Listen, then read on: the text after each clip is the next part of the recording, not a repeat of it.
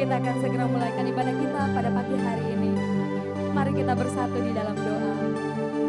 Kami berterima kasih Tuhan buat penyertaan Tuhan. Kami siapkan hidup kami siapkan hati kami untuk memuji-Mu. Kau Raja di atas segala raja, Kau yang duduk di tahtamu, Kau yang menikmati pujian dan penyembahan dari kami, dari Kiai Yehuda, dari rumah kami masing-masing Tuhan. Bertahtalah di atas puji-pujian kami Tuhan.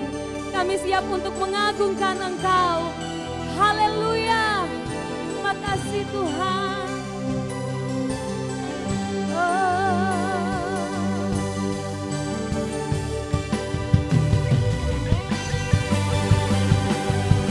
Kami memuji Engkau Tuhan, sebab Kau Allah yang ajaib dalam hidup kami.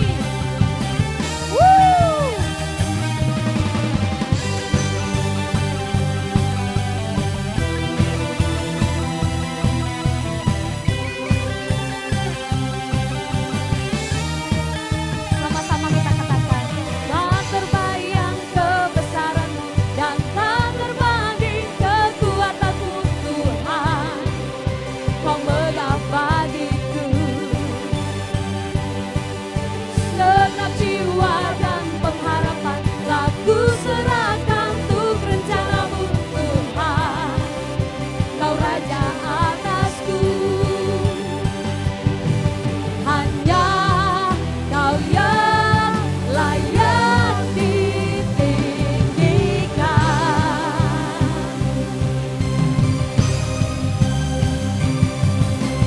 Ajaib Kau Tuhan, agung dan perkasa. Kau sumber kemenanganku, layak berkuasa, memerintah selamanya. Yesus Kaulah Raja mulia.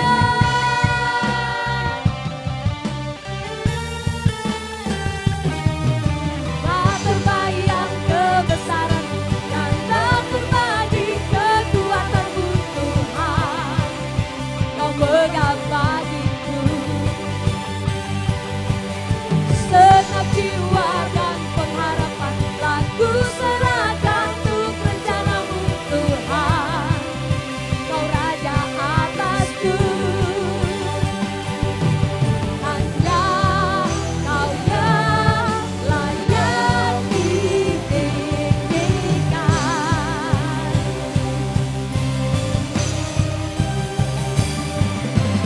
Ajaib Kau Tuhan, agung dan perkasa. Kau sumber kemenanganku, layak berkuasa, memerintah selamanya. Yesus Kaulah Raja mulia. Ajaib Kau Tuhan, agung dan perkasa. Kau sumber kemenanganku, layak berkuasa, memerintah selamanya. Yesus Kaulah Raja mulia. Sekali lagi kita katakan pujian ini sama-sama. Tak terbayang kebesaran-Mu dan tak terbanding kekuatan-Mu Tuhan. Kau megah bagiku, segenap jiwa dan pengharapan telah kuserahkan untuk rencana-Mu Tuhan. Kau Raja atasku, hanya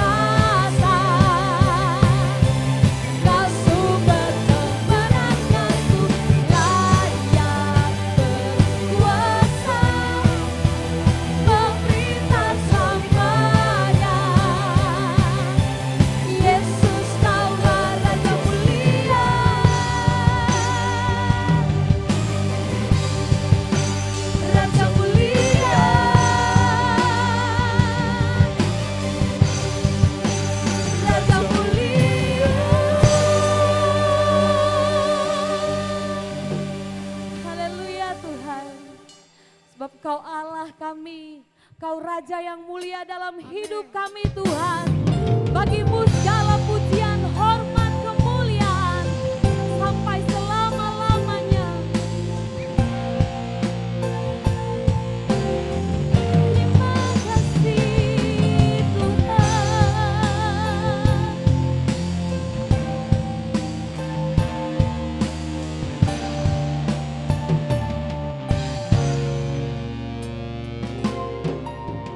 Tuhan, namamu selalu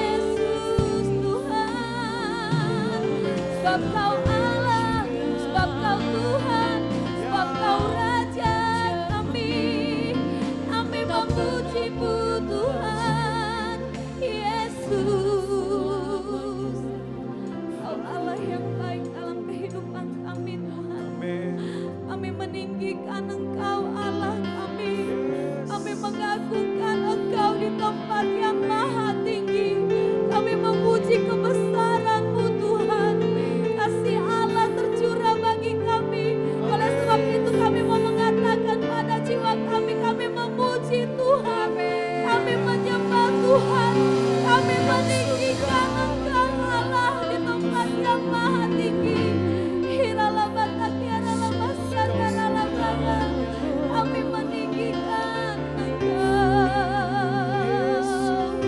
Kasih-Mu besar, kasih-Mu ajaib, Allah yang dahsyat, Allah yang luar biasa, Allah perlindungan kami, Kau kota benteng kami Tuhan.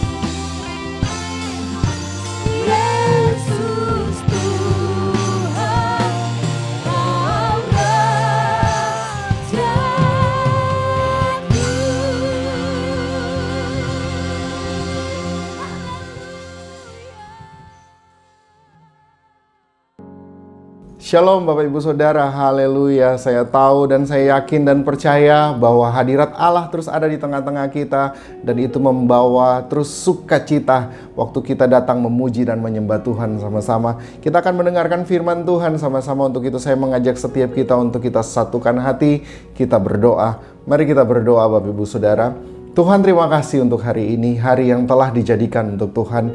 Kami tahu kami ada hari ini hanya untuk memuji dan menyembah Engkau. Terima kasih untuk kekuatan yang terus Engkau berikan lewat Roh-Mu yang kudus, sehingga kami terus dapat memuji, menyembah Engkau. Kami terus dapat beribadah secara online. Kami tahu waktu kami beribadah hari ini pun Tuhan, hadirat Allah nyata dalam hidup kami. Terima kasih Bapa, terima kasih Tuhan Yesus. Kami mau membuka telinga rohani kami membuka hati kami untuk mau mendengarkan apa yang hendak Tuhan sampaikan dalam kehidupan kami. Bahkan dengan bahasa-bahasa yang sederhana, kami dapat mengerti seluruh isi hati Tuhan yang hendak Tuhan sampaikan. Hamba dalam seluruh keterbatasan hamba, dalam perenungan hamba pun Tuhan, hamba mengandalkan Engkau, Guru yang agung yang dapat mengajarkan setiap kami, sehingga dengan bahasa yang sederhana kami dapat melakukannya. Terima kasih Bapa, terima kasih Tuhan Yesus. Ini doa kami siap untuk mendengarkan firman Tuhan. Yang sudah siap mendengarkan firman Tuhan, sama-sama katakan amin. Puji Tuhan. Saya tahu setiap kita dalam keadaan yang terus merindukan waktu di mana kita bisa sama-sama beribadah kembali di tempat gereja kita sama-sama. Untuk itu terus doakan supaya kita akan mempersiapkan sebuah ibadah untuk kembali kita sama-sama beribadah secara langsung. Doakan supaya segala sesuatunya bisa berjalan dengan baik. Amin. Hari ini di tanggal 12 Juli 2020, dunia dalam keadaan yang tidak menentu tentunya, dengan pandemi yang terjadi, keadaan ekonomi yang pun juga rasanya belum pulih secara 100%. Banyak orang di luar sana mulai meragukan sesuatu tentang masa depan mereka dan sebagainya. Nah, kalau kita tahu bahwa hidup kita adalah menjadi milik Tuhan, hidup kita adalah Tuhan yang pegang, maka respon kita pun akan sangat berbeda. Nah, banyak orang di luar sana yang mungkin tahu tentang siapa dirinya. Saya berlatar belakang seperti ini, saya dari marga ini, saya punya pendidikan seperti ini, saya dari keluarga seperti ini, saya bekerja di sini, dan berbagai macam atribut yang ada di dalam dirinya. Mereka tahu tentang siapa, tentang dirinya. Kata tahu di sini akan membawa kita untuk mendapatkan informasi tentang siapa kita. Namun belum tentu kata tahu ini bisa menggambarkan tentang siapa kita yang sebenarnya. Berbeda dengan kata kenal.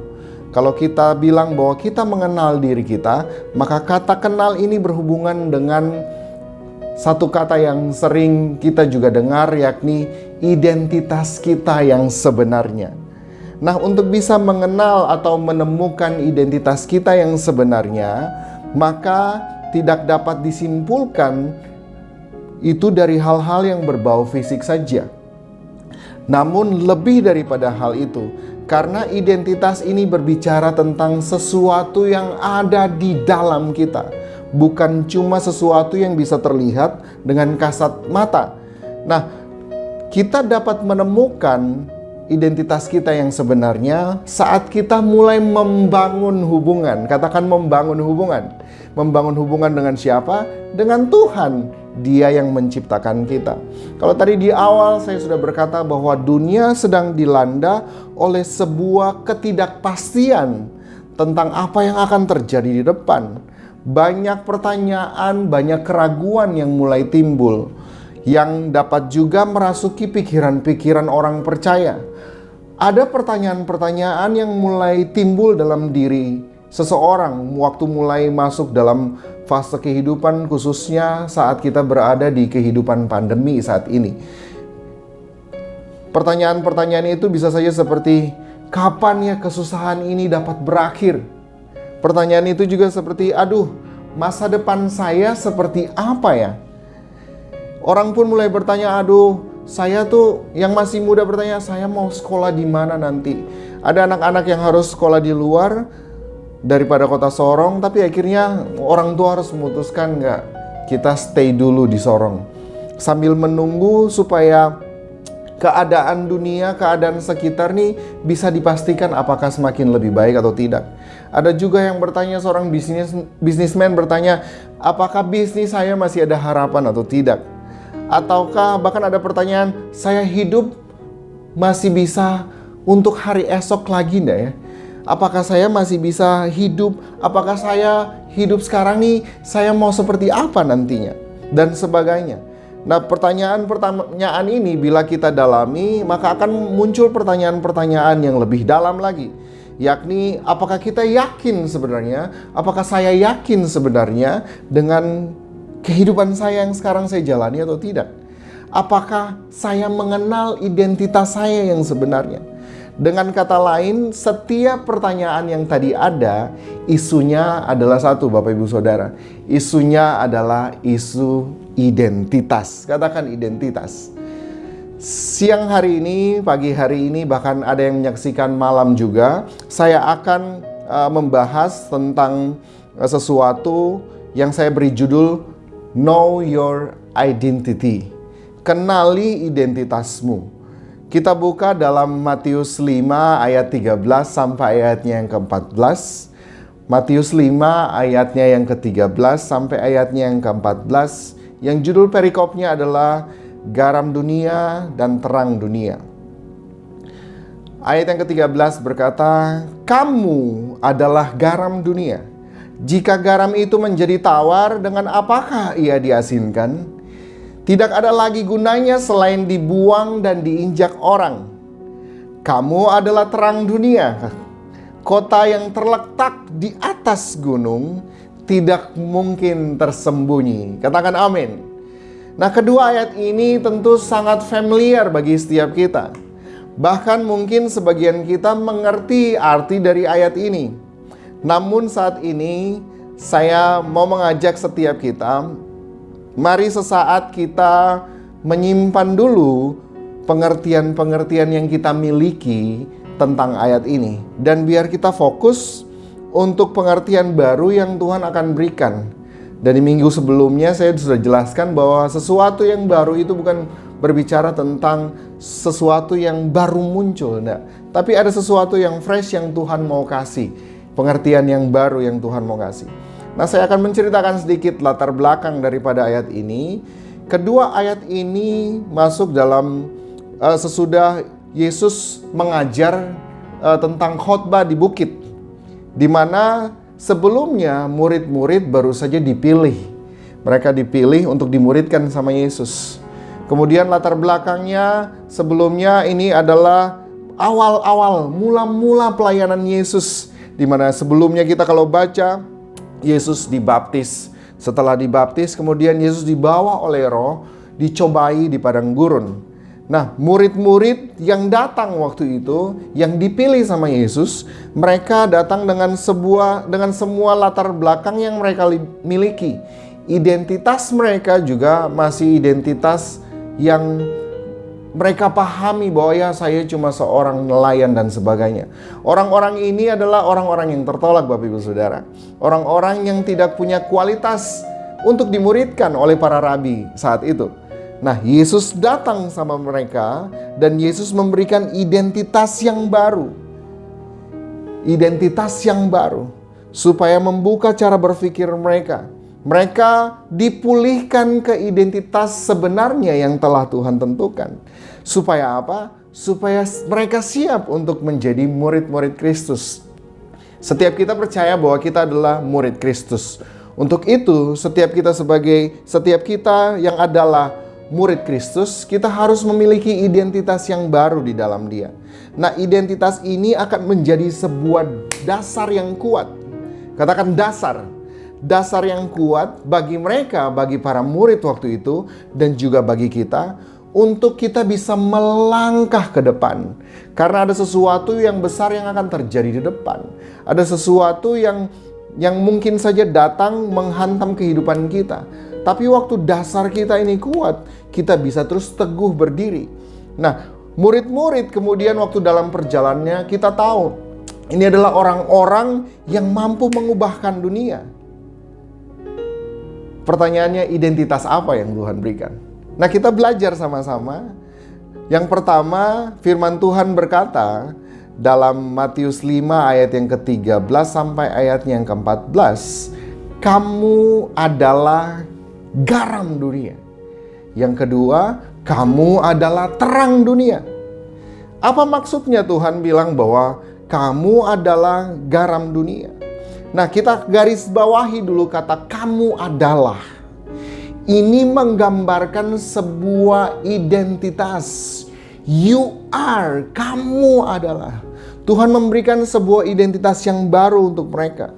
Saat dibilang kamu adalah garam dunia, banyak dari kita langsung bisa melihat sama seperti dengan para murid. Saya membayangkan apa yang murid-murid terima waktu murid-murid mendengar kata bahwa kamu adalah garam dunia. Apa yang mereka pikirkan? Nah, mereka latar belakangnya adalah seorang nelayan. Mereka tentu ngerti bahwa garam itu memberi rasa. Garam memberi rasa. Garam itu dapat dipakai untuk mencegah pembusukan. Dengan kata lain, garam itu ada untuk memberi pengaruh. Tentu ini benar, dan apa yang kita semua pikirkan bahwa oh iya, sebagai garam kita harus memberi pengaruh.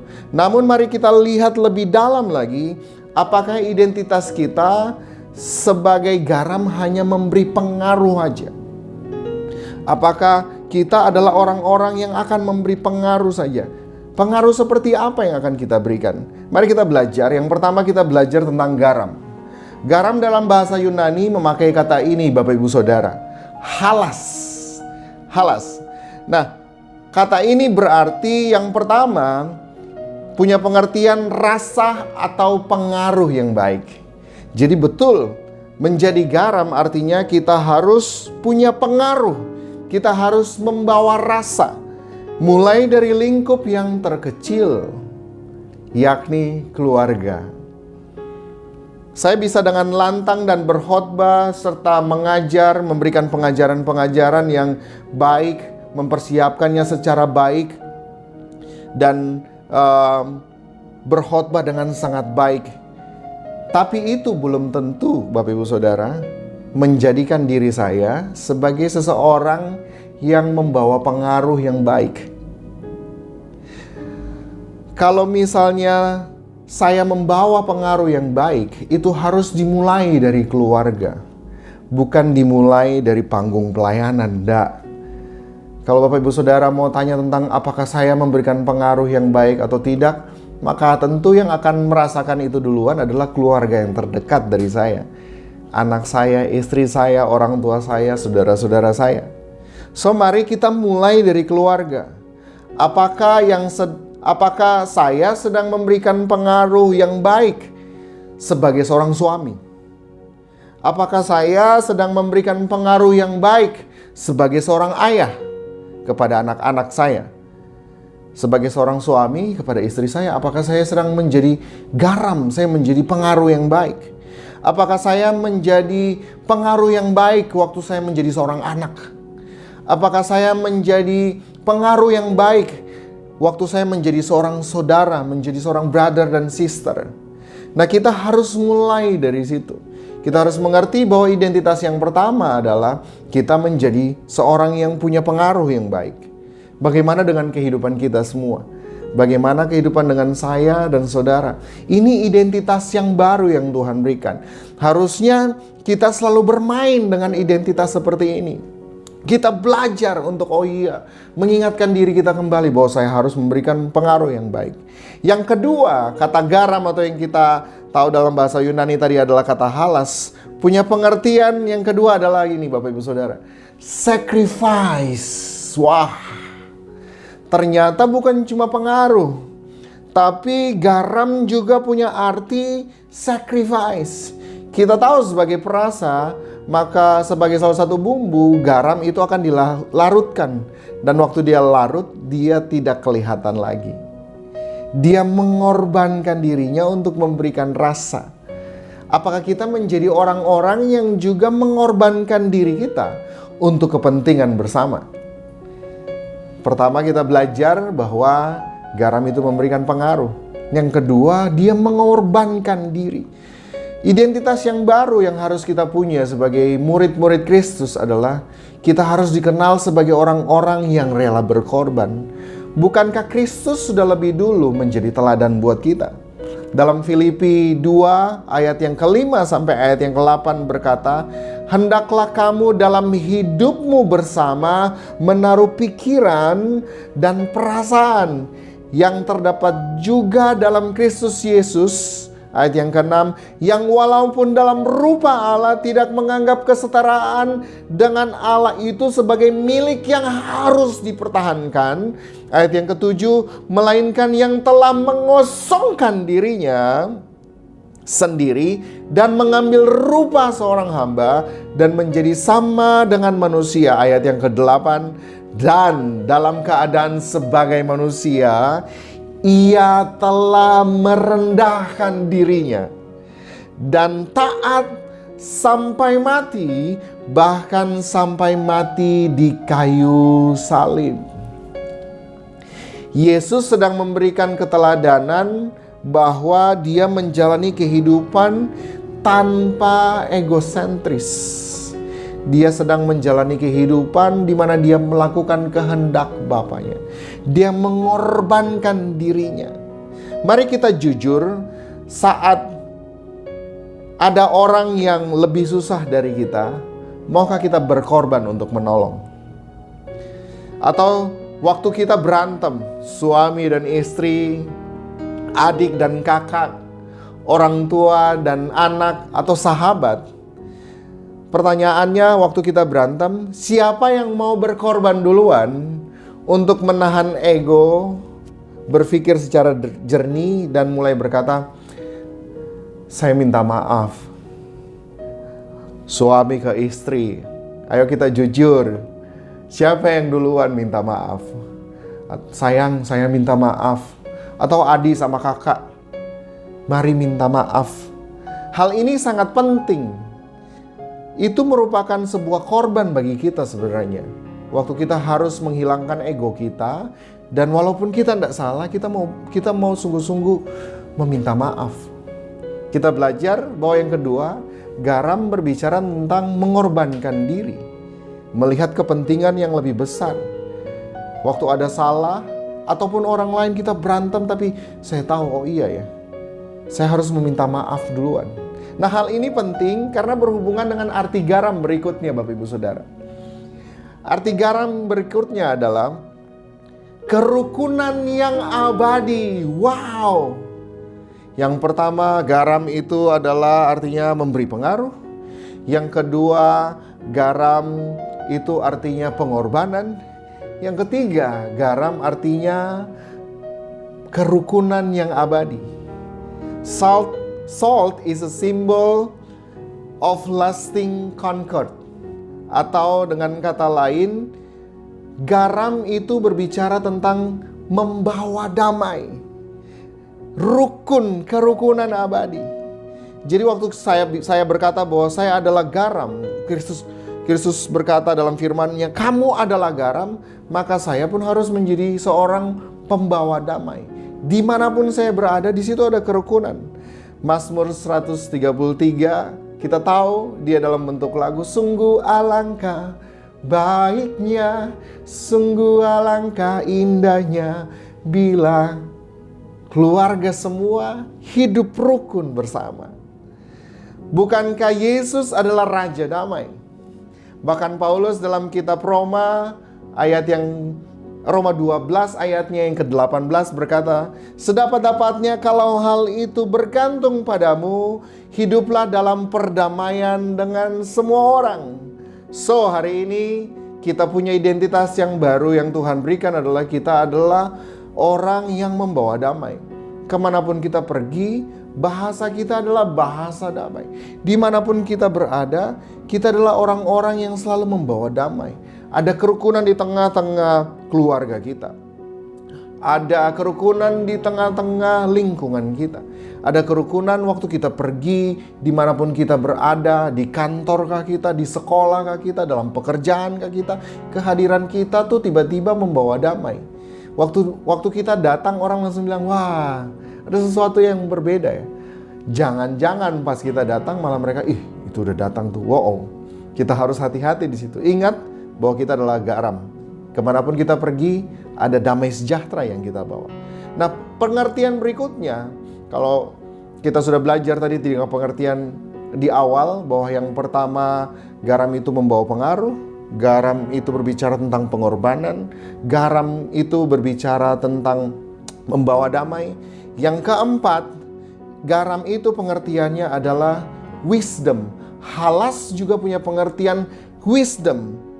Dengan kata lain, Tuhan mau berkata, you are wisdom, you are a wise man. Kita adalah orang-orang yang penuh dengan hikmat. Wah, ini sesuatu yang luar biasa Bapak Ibu Saudara. Identitas baru yang Tuhan katakan buat para muridnya dan buat kita semua. Bahwa harusnya identitas kita yang sebenarnya adalah kita adalah orang-orang yang penuh dengan wisdom, yang penuh dengan hikmat. Kita adalah orang-orang yang berhikmat. Selain itu, halas juga punya pengertian gini, grace. Dengan kata lain, Yesus sedang berkata kepada murid-muridnya dan juga kepada kita, kamulah kasih karunia itu. Wow. Kitalah kasih karunia itu. Karena Kristus ada di dalam kita. Nah, kita belajar sama-sama. Waktu saya berkata saya adalah garam, maka saya adalah orang-orang yang berhikmat. Seorang yang berhikmat akan terlihat.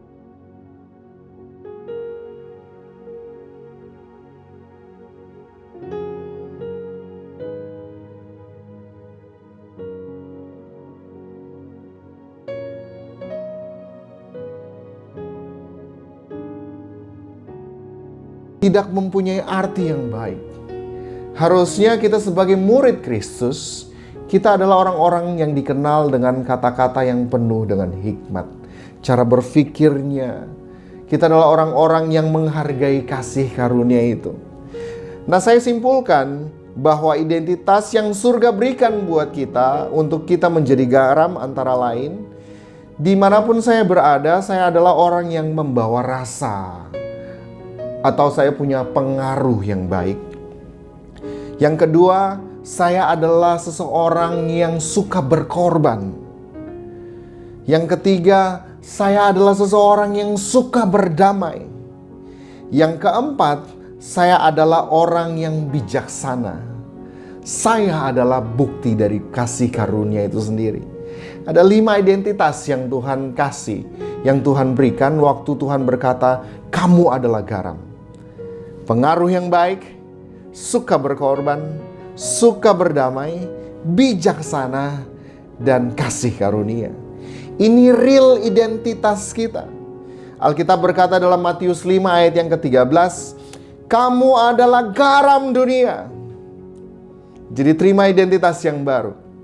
Namun ayatnya tidak berkata cuma sampai di situ. Ayatnya berkata, Yesus berkata kepada murid-muridnya, jika garam itu menjadi tawar, dengan apakah ia diasinkan? Tidak ada lagi gunanya selain dibuang dan diinjak orang. Identitas kita, 5 identitas kita yang tadi, waktu kita menjadi garam, maka kita membawa pengaruh yang baik. Waktu kita menjadi garam, maka kita menjadi orang yang rela berkorban. Waktu kita menjadi garam, kita adalah orang yang suka berdamai. Waktu kita menjadi garam, kita adalah orang yang bijaksana, orang yang penuh dengan kasih karunia. Semuanya itu bisa menjadi hilang saat kita menjadi tawar. Katakan tawar. Nah, pertanyaannya, apa arti dari tawar sesungguhnya?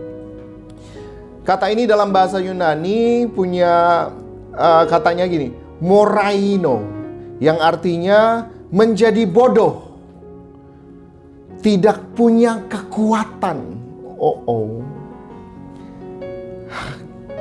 Kata tawar dengan kata lain, waktu kita punya kehidupan yang bodoh, tidak berjalan sesuai dengan kebenaran firman Tuhan, tidak berjalan sesuai dengan identitas yang Tuhan berikan bagi kita, maka kita sebenarnya Alkitab yang berkata loh Bapak Ibu Saudara, bukan saya.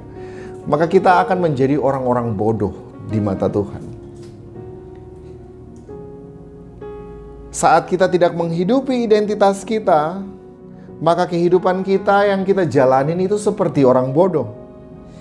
Kita menjalaninya tanpa kekuatan. Pernahkah Bapak Ibu Saudara merasa bahwa oh iya ya, Tuhan bilang harus mengampuni, tapi rasanya saya tidak punya kekuatan untuk tidak mengampuni. Saya tidak bisa mengampuni orang itu. Firman Tuhan berkata bahwa kita sebenarnya lagi hidup seperti orang bodoh. Gak punya kekuatan sama sekali. Kita hidup seperti seorang yang tidak punya masa depan. Kalau sudah seperti ini Bapak Ibu Saudara, kata anak-anak zaman now seperti ini, kalau sudah kayak begitu kakak, siapa yang bisa help?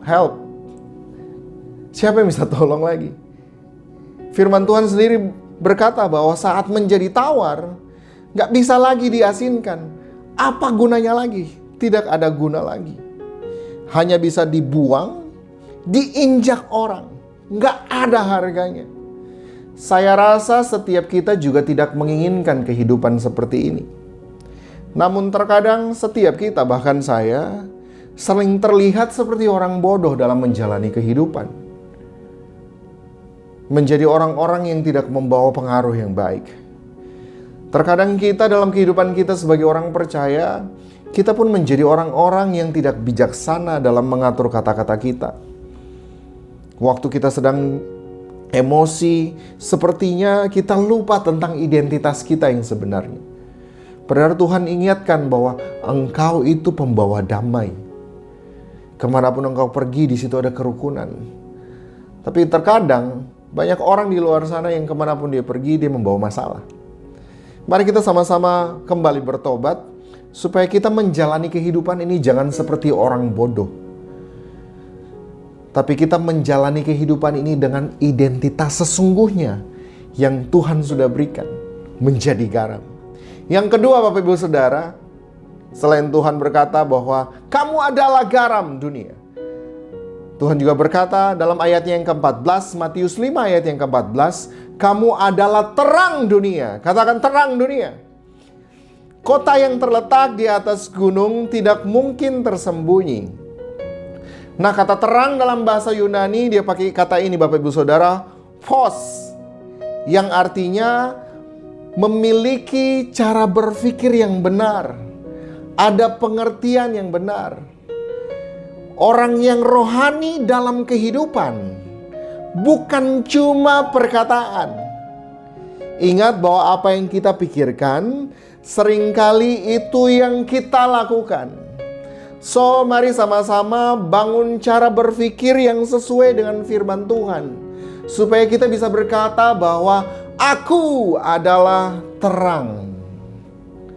Saya adalah terang. Bangun cara berpikir kita. Filipi 4 ayat yang ke-8 berkata, jadi akhirnya saudara-saudara, semua yang benar, semua yang mulia, semua yang adil, semua yang suci, semua yang manis, semua yang sedap didengar, semua yang disebut kebajikan dan patut dipuji, pikirkanlah semuanya itu. Garis bawahi kata pikirkanlah semuanya itu. Ingat bahwa kita adalah terang dunia. Kita harusnya membawa pemikiran-pemikiran yang sesuai dengan kebenaran firman Tuhan. Dimanapun kita pergi. Kata pikirkanlah semuanya itu dalam bahasa Yunani punya arti seperti ini Bapak Ibu Saudara. To take an inventory. Atau dengan kata lain, semua pikiran-pikiran, semua yang benar, semua yang mulia, semua yang adil, semua yang suci, semua yang manis, semua yang sedap didengar, semua yang disebut kebajikan dan patut dipuji, kita harus menginventarisnya dalam cara berpikir kita. Kata Yunani yang dipakai di situ logizomai. Kita harus menginventaris itu dalam pikiran kita. Supaya waktu hal-hal itu kita inventariskan dalam kehidupan kita, maka segala sesuatu yang kita inventaris itu akan menjadi dasar saat kita mau melakukan segala sesuatu. Saat kita mau mulai berkata-kata. Karena itu yang ada dalam pikiran kita. Itu yang menjadi inventaris dalam pikiran kita. Mari kita sama-sama belajar, Bapak Ibu Saudara, baik saya maupun Bapak Ibu Saudara, semua teman-teman yang ada di rumah, supaya kita sama-sama belajar, oh iya ya, mulai saat ini saya akan memikirkan, saya akan mulai menyimpan, menginventaris semua yang benar, semua yang mulia, semua yang adil, semua yang suci, semua yang manis, semua yang sedap didengar, semua yang disebut kebajikan dan patut dipuji. Saya mau menginventaris itu dalam kehidupan, dalam pikiran saya, supaya apa yang saya lakukan, apa yang saya perkatakan, apa yang saya perbuat, itu menjadi terang buat orang lain. Itu bisa kelihatan buat orang lain. Kehidupan kita akan dilihat seperti menjadi teladan. Makanya Alkitab berkata dalam Matius 5 ayat yang ke-14, kamu adalah terang dunia. Kita adalah orang-orang yang menginventaris cara berpikir yang baik dalam kehidupan kita. Kemudian Alkitab berkata ini, kota yang terletak di atas gunung tidak mungkin tersembunyi. Dengan kata lain begini Bapak Ibu Saudara, waktu kita mengerti bahwa kehidupan kita adalah garam, saya adalah garam dan saya adalah terang dunia, maka level kehidupan kita sebagai seorang percaya, levelnya bukan lagi level di bawah. Level kita adalah level teladan. Ini bukan berbicara tentang posisi atau jabatan yang Bapak Ibu Saudara pegang dalam pemerintahan kah, dalam usaha kah, dalam bisnis, status sosial, tidak sama sekali. Tapi ini berbicara tentang level kerohanian, di mana kita dilihat sama orang, wow, ada identitas yang luar biasa. Harusnya kita punya kehidupan levelnya nih, kita bermain di level-level atas, bukan lagi level-level yang di bawah. Harusnya kita menjadi orang-orang yang bisa diteladani. Harusnya identitas yang kita mainkan adalah identitas yang dikatakan bahwa sebagai garam dan sebagai terang. Sehingga kita tidak bermain lagi di bawah. Kita mulai pikirkan perkara-perkara di atas, kata firman Tuhan.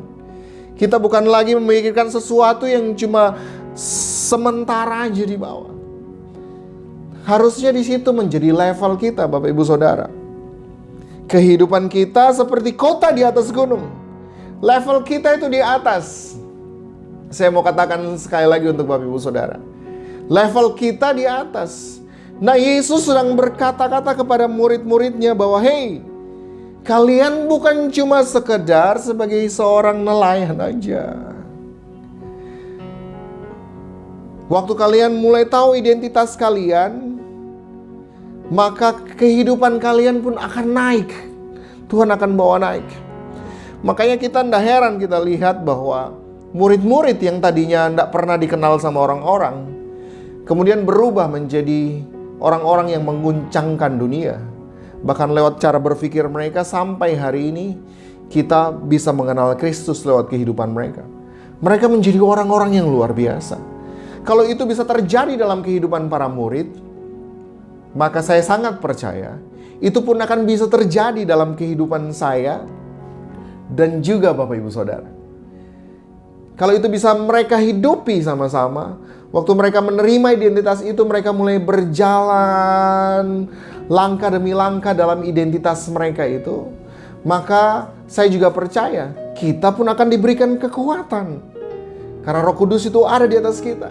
Supaya kita bisa mengerti, kita bisa memahami, kita bisa mengenal diri kita yang sebenarnya. Kita bisa mengetahui identitas kita yang sebenarnya. Bahwa kita adalah garam, kita adalah terang. Kehidupan kita bisa dilihat oleh banyak orang. Dan saya suka dengan kata ini. Kota yang terletak di atas gunung tidak mungkin tersembunyi. Kita tidak main sembunyi-sembunyi sama orang tentang kehidupan kita. Sehingga kita bisa bilang, ya hidup saya, waktu saya pelayanan, waktu saya di mimbar, waktu saya di rumah, harusnya levelnya sama. Saya tidak memainkan dua peran. Tidak mungkin dari satu mata air, sumber mata air, keluar dua rasa yang berbeda. Sebagai orang Kristen, harusnya kita membawa rasa yang sama terus dimanapun kita berada. Saya akan tutup dengan ini, Matius 5 ayat 13 Matius 5 ayat 13 dan 14. Kamu adalah garam dunia, jika garam itu menjadi tawar, dengan apakah ia diasinkan? Tidak ada lagi gunanya selain dibuang dan diinjak orang. Ayat 14, kamu adalah terang dunia, kota yang terletak di atas gunung tidak mungkin tersembunyi. Katakan buat saudaramu sebelah kiri kanan, kamu adalah garam dunia. Kamu adalah terang dunia. Kata dunia di sini berkata, punya arti begini, tempat di mana kita berdiri. Atau tempat di mana kita berpijak. Dengan kata lain, kita harus jadi garam dan jadi terang dunia dimanapun kita berada, Bapak Ibu Saudara. Kita harus menjadi terang. Itu identitas kita. Kita harus memainkan identitas itu dimanapun kita berada. Ada peribahasa berkata, di mana bumi dipijak, di situ langit dijunjung. Di mana bumi dipijak, di situ langit dijunjung.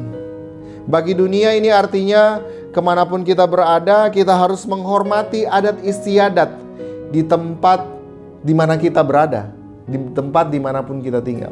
Namun bagi kita warga kerajaan Allah, peribahasa ini punya arti yang berbeda. Ingat, dimanapun kita berada, hiduplah dengan membawa identitas kita yang sebenarnya. Jangan lagi membawa identitas kita yang lama.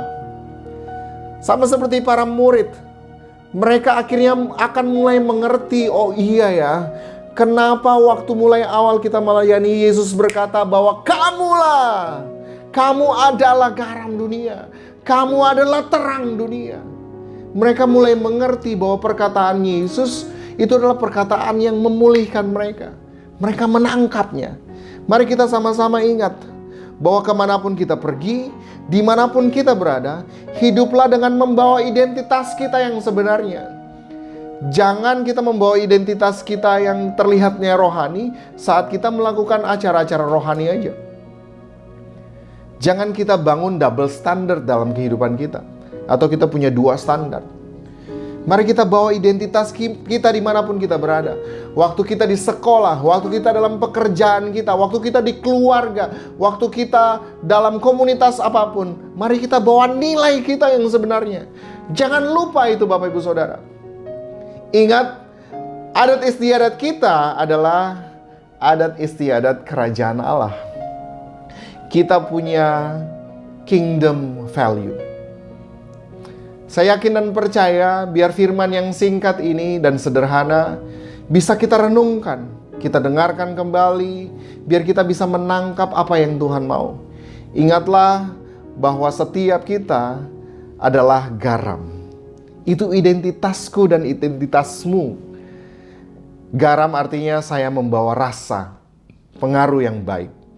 Garam artinya saya adalah orang yang suka berkorban. Saya adalah orang yang suka berdamai kemanapun saya pergi. Saya adalah orang yang bijaksana dalam bertutur kata, dalam berpikir. Saya adalah orang yang penuh dengan kasih karunia. Jangan jadi tawar, Bapak Ibu Saudara. Jangan menjadi bodoh. Jangan menjadi tumpul. Jangan menjadi orang-orang yang sepertinya tidak punya kekuatan. Ingat, identitas itu Tuhan berikan bagi kita. Kita adalah terang. Kita harus membawa pemikiran-pemikiran yang sesuai dengan kebenaran firman Tuhan.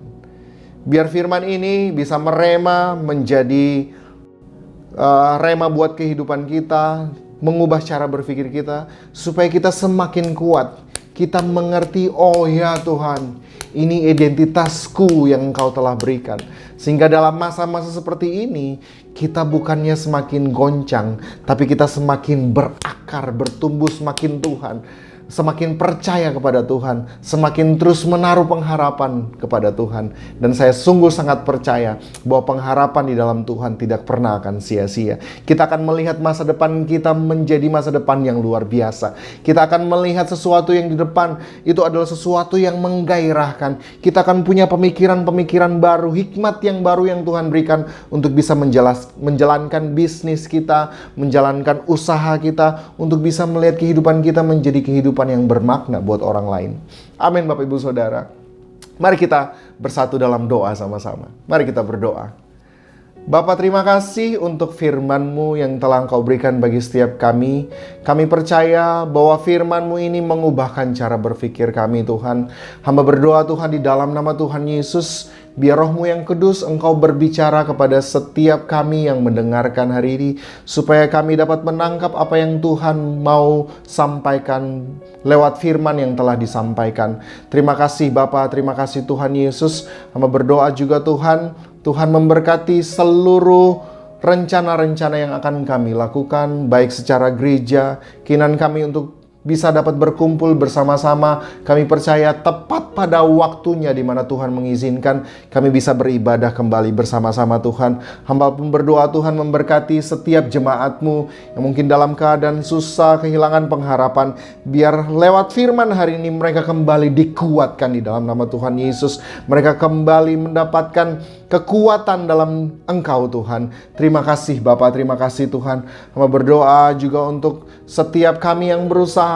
Tuhan terus berikan hikmat, Tuhan berikan kemampuan. Setiap kami yang bekerja, Tuhan terus berikan kami kinerja yang baik, kami terus lakukan. Excellent spirit ada dalam kehidupan kami Bapa. Terima kasih Tuhan, kami yang masih sekolah, kami yang sedang mengejar akan masa depan kami, biar kami terus berpegang teguh kepada janji Tuhan. Maka Tuhan berjanji bahwa kami akan selalu naik dan tidak turun. Waktu kami terus memegang janji Tuhan, maka kami percaya sesuatu pasti terjadi. Setiap orang-orang tua yang ada Tuhan, setiap kepala rumah tangga yang ada, setiap ibu rumah tangga dalam pekerjaannya, segala sesuatu yang dikerjakan oleh tangan mereka, Tuhan buat berhasil di dalam nama Tuhan Yesus. Terima kasih Bapa, terima kasih Tuhan. Kami terus berdoa juga untuk bangsa kami Indonesia, untuk kota kami, kota Sorong, untuk pemerintah yang Tuhan percayakan atas kami. Diberkatilah presiden kami Tuhan, wakil presiden, seluruh jajaran yang ada Tuhan, seluruh kabinet yang ada, seluruh pemimpin-pemimpin kami dari pusat sampai di daerah, wali kota di kota Sorong pun Tuhan Engkau berkati di dalam nama Tuhan Yesus. Tuhan Engkau berikan hikmat bagi setiap pemimpin-pemimpin kami yang ada di pemerintahan, sehingga mereka dapat menjalankan segala sesuatu amanah yang Tuhan berikan dengan penuh takut akan Engkau. Dalam kebijakan-kebijakan Tuhan, dalam kebijakan yang akan diambil mengenai dengan pandemi COVID ini pun Tuhan, kami berdoa Tuhan berikan hikmat bagi mereka. Terima kasih Tuhan, kami terus tahan hentinya berdoa biar gereja-gereja Tuhan menjadi satu. Kami berdoa juga Tuhan, biar setiap umat Tuhan dimanapun berada punya satu roh, di mana bergerak bersama-sama berdoa untuk pemulihan yang Tuhan akan lakukan bagi bangsa kami, bagi kota kami. Kami percaya damai sejahtera Tuhan turun atas kota kami, kota Sorong. Kami berdoa biar penduduk semua yang ada di kota Sorong adalah orang-orang yang takut Tuhan, yang mengenal Tuhan. Terima kasih Bapa, terima kasih Tuhan Yesus.